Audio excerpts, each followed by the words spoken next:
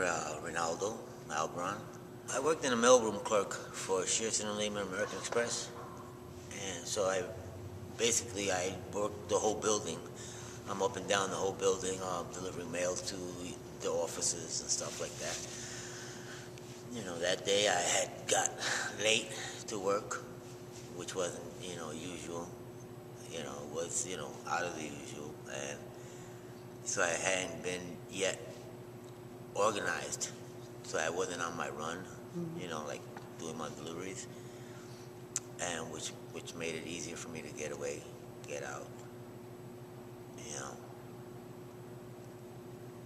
easier, for me than others. I find it a little bit overwhelming in the beginning with all the people, the rushing and the bustling and everything. Like I said, everything is a reminder of something. And that just took me back over there a couple of times. I imagined myself back in New York, and I've had to stop and breathe, and a little daunting. And then the thing that I find difficult is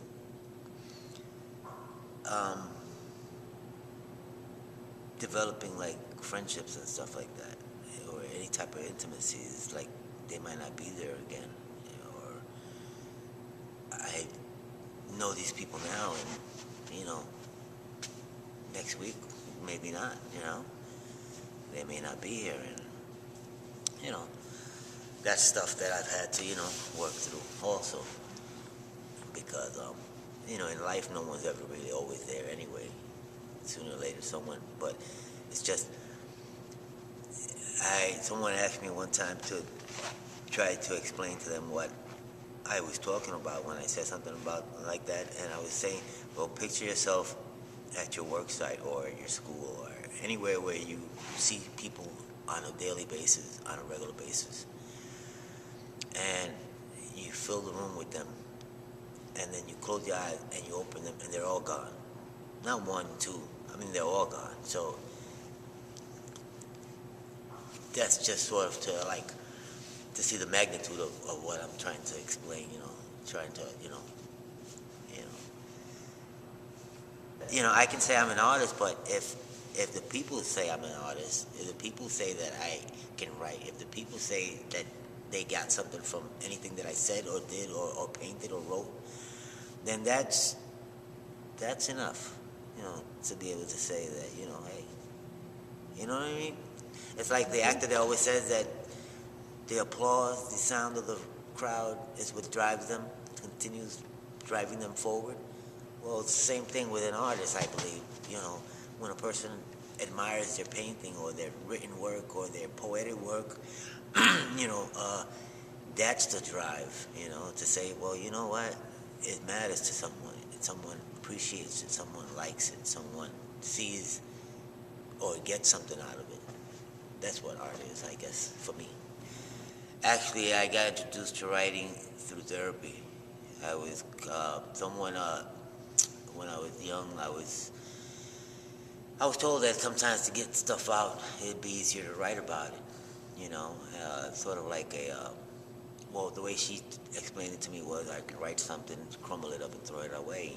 And, and I did that for a while. And then next thing I know, I have like notebooks of stuff, full of stuff written, and I'm like, because you can't throw it away, I don't know. I find it difficult to crumble it up and throw it away. It's like that's my life, and it's difficult. Some things I have crumbled up and thrown away, but some things I still hang on to. And I guess the appropriate time I'll crumble it up and throw it out. This is my first contribution with recently September. We're now in November, and probably a few months prior to that I've been coming around hounding Linda for anything to do, or deliver newspapers or route or something, anything. Me personally, I hope for a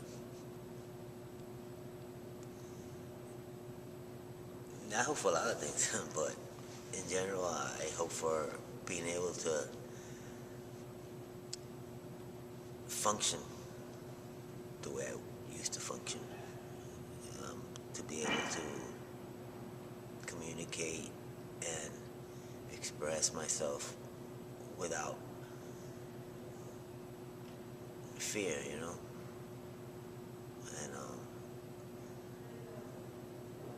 I hope to be able to one day be able to work in the industry someday, and when I say that, I'm like going in a bunch of different directions, because I don't know if it's social work or human service work or theater work, or maybe all combined. I don't know, because it's public messages, But I taking it one day at a time, one step at a time, and I don't know. What I hope for is to be able to reconnect with another community. That's what I was looking for at Beat the Street. A community where people like me, or people who have been in my shoes in some way, fashion. I spent my first winter in Connecticut in the street, so, you know, that's what I was,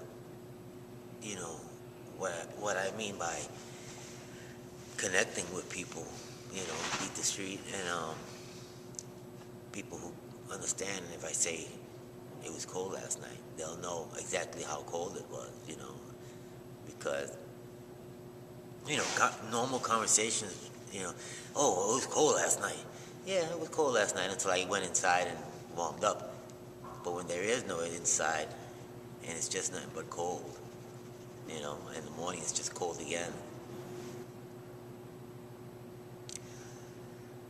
I'd like to be able to use my experiences also in a different way, as far as I like to be able to go out and speak in front of people and share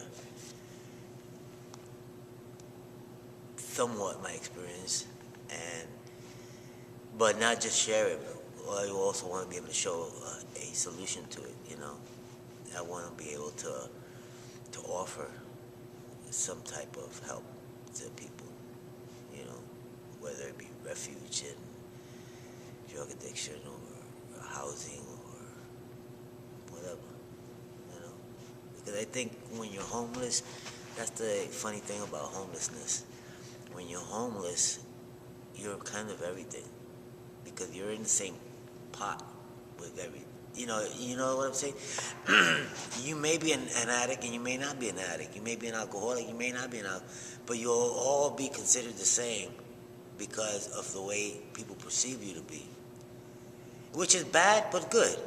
Because I say good because, well, it should be good, because that way we know each other. We can feel for each other. We can empathize for each other. Whether I drink or you don't drink, maybe you do something else. Whatever. Maybe I know for a long time I went to the gym and took it out on a heavy bag, to the point where my hands would bleed. That became unhealthy. So, I guess it's all a matter of finding that medium that's healthy, a healthy medium, put it that way. And I do that through my painting and being able to share it with people. Linda has given me the opportunity to share with others. And hopefully I'll be able to continue doing that.